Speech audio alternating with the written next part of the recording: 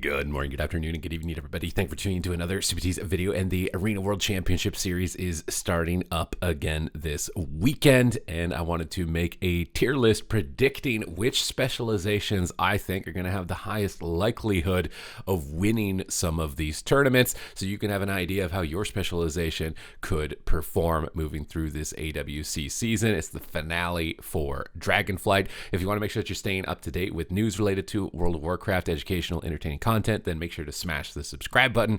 Your support is greatly appreciated. So we've broken the tier list down from God to D. We're going to be covering all the specializations. Let's get started. We got the Arms Warrior.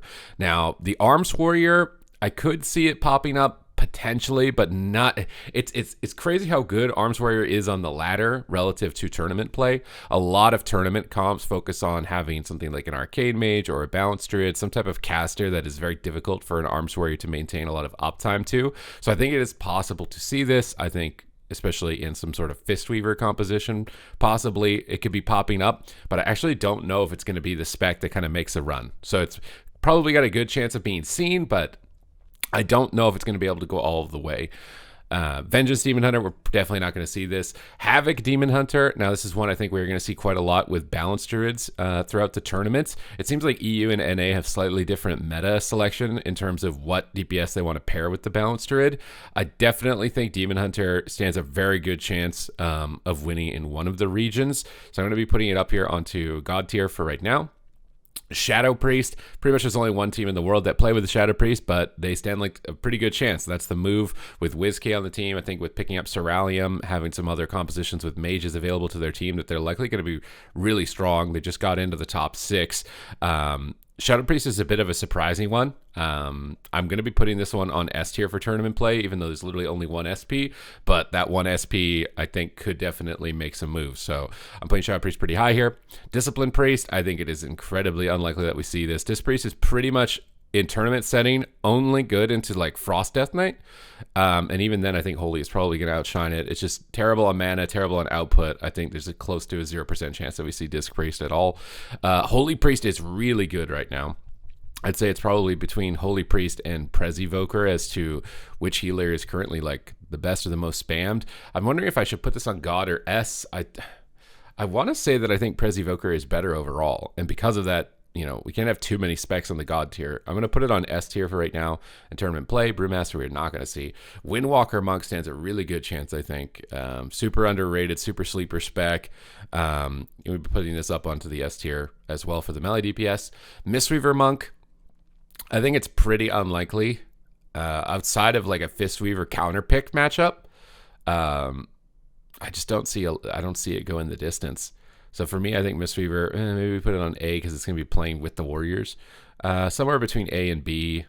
We'll leave it on B for now. Boomkin, definitely God. I think between Boomkin DH and Boomkin Outlaw Rogue, that Boomkin is likely going to have a really good stretch, at least in this first cup for the AWC. Feral Druid, again, I don't really see this one making a run for it, although on the ladder we saw like Feral Frost Mage actually doing really well, increasingly well. I don't think a lot of people have like committed and stayed with the Feral Druid because it hasn't been performing. A lot of them have either re-rolled or probably just quit the game. So I'm putting Feral Druid kind of mid. Might see it occasionally here on B tier, but I think it's gonna be very unlikely. Fury Warrior, I really doubt we're gonna see it all. If we do see Warrior, I think it's more than likely gonna be Arms. Guardian Druid, obviously not going to see it. Resto Druid is a really tough one. Resto Druid is really good at healing like Outlaw, Rogue, Mage. At the moment, that seems to be the predominant comp that I see with Resto Druid. It's possible that we see some Cleaves as well. There was a lot of European teams, I think, that focused on Resto Druid. So I'm going to put Resto Druid here on A. I definitely think it's a strong contender. Maybe a little bit weaker. It's really tough, though. The line between these is really close. Ret Paladin, I think, is really good right now. I think like the Fistweaver comps, it could definitely have a place and absolutely smash with that regard. So putting this with the Warrior on the A tier, I think some type of Ret Warrior, some types of Ret Windwalker, Ret Demon Hunter, something like that could definitely pop up throughout the tournament. Prot Paladin, I think it's unlikely we see this. Holy Paladin, I also think this is incredibly unlikely. I'm trying to even think of a situation you would really only want this in like maybe a hunter situation. I don't think we're going to see a lot of hunters. So I think Holy Paladin's probably It's probably more likely than Disc. So I'll put it on C, but it's really unlikely. Ellie Shaman. Now, this one's tough because on the ladder right now without set bonuses, it feels miserable. But on the tournament realm, they obviously have their set bonuses max item level, so it could be a bit better. I think I saw a couple of like Ellie Windwalker, some really weird stuff with Elemental Shaman, actually. I think EU obviously is going to be more focused on Ellie, whereas NA is more about Shadow Priest. It seems like it's always been like that historically, at least. So I'm gonna put it on S tier for now. It's mostly EU where I think we're gonna see this spec. Enhancement Shaman, I think it's really unlikely. I think it did F tier get knocked out. I think they might be the only team that would have tried to play Enhancement in the open bracket. I think it's not likely. I'm gonna put it down here on C. I think it's pretty low chance of making it through here. Resto Shaman, actually really good at the moment. I'm gonna put this up with Holy Priest on S tier. I think that it is still a really strong healer, has a lot of good tools. I think the Poison Cleansing Totem versus the Rogues is really good. Versus the casters, Grounding Totem, you can just cast Riptide, a lot of instant healing, really good mana in terms of going into the late game, a really strong option. Prot Warrior, probably not going to see it. Devastation Evoker, we could see this one. I don't know if I see it going all the way. There's a lot of like Devastation Demon Hunter going on at the moment, actually double Evoker in a lot of cases. I'd put this on A tier. I think there's probably a solid chance that we see Dev Evoker, and it's, you know, maybe has a higher than 0% chance of actually getting somewhere in the tournament. Pres Evoker, God tier. I'm putting this as like the best healer at the moment. I think its output is crazy good. Mana return is decent. The damage output that you get with it is phenomenal. I think the tier 1 set bonuses for Boomkin and Pres Evoker are just extraordinarily good. I think this is amplifying where their position is currently by a lot. Augmentation Evoker, I think it's very unlikely that we see it. Maybe. I saw a couple teams like practicing it. Maybe there's like some sort of weird cleave situation where like melee plus aug and you're really tanky and you can't die. I could maybe see that. So I'm going to actually put it on B. BM Hunter, surprisingly not seeing a lot of hunters. I mean, without Jelly Beans on the move now, him being one of the only hunters left, I think there's like maybe a jungle on the EU, but I think most of them are going to play survival. I think BM Hunter is like probably like a pretty low chance of being seen. Marksman Hunter, even Marksman doesn't really have like a counter pick situation, I feel like, anymore. So putting Marksman kind of mid. Survival, I could possibly see this. So I'm going to put it on A tier for now. Probably the least likely of all the melee DPS though, in being able to see it, basically just organizing this based on like ranged, based on what like I expect to see. Affliction Warlock, there's no chance we see this in tournaments. Someone might pull it out randomly, but I don't see it doing really well.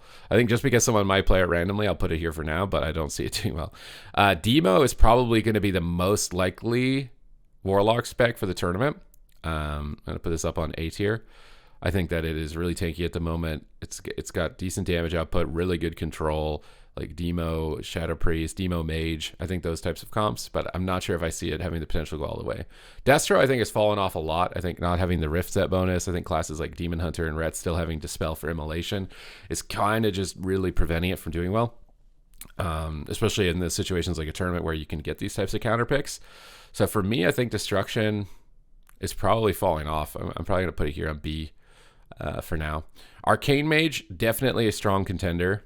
I was actually thinking that Cubsy's team was going to beat Absurge's team. It looked like they were the only team with pressure for like 8 minutes of every game, and then somehow they'd pull off a kill after like 10 minutes on the other team. So Arcane is kind of a tough one. I'm going to put it on S for now.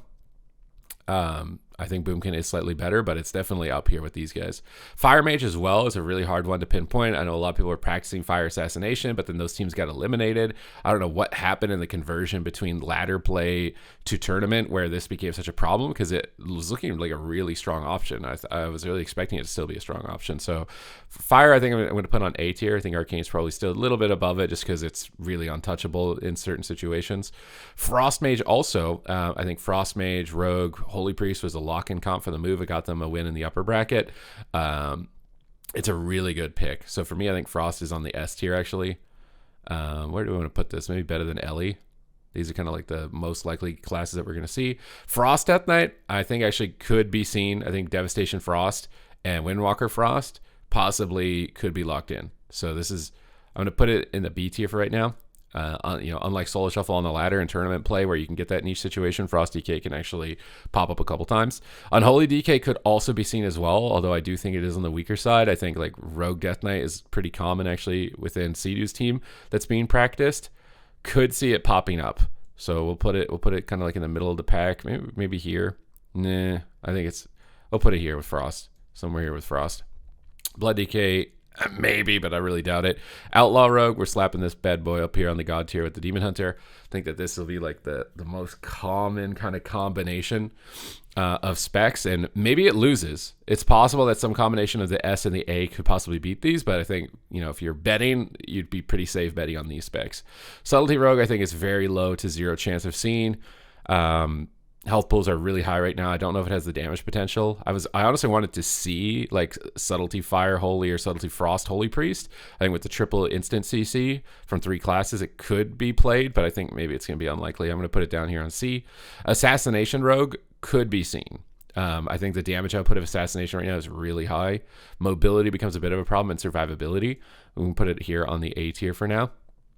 In terms of predictions for it, but it could definitely have a shot. Maybe we should pull Hunter down. I feel like Hunter, I don't know. Hunter is like in tournament setting.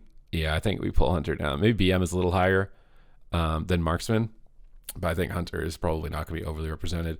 This is about where we're standing right now in terms of the power for the specializations, kind of the expectations for them in a tournament scenario. A lot of these specs on the lower end, either they share a role with like arms and they just not going to be able to compete with their output, or they can just be specifically countered really hard by things that people have in a tournament setting that's really preventing them, as opposed to the solo shuffle ladder where you got more variance and randomness and it's not just dedicated meta comps. But this is where I'm sitting with all the specs. What do you guys think? Let me know in the comments down below. Who are your predictions for winning this weekend during the AWC? I hope that you'll be there to watch us cast it live. Other than that, thank you very much for watching the video, and I will see you in the next one.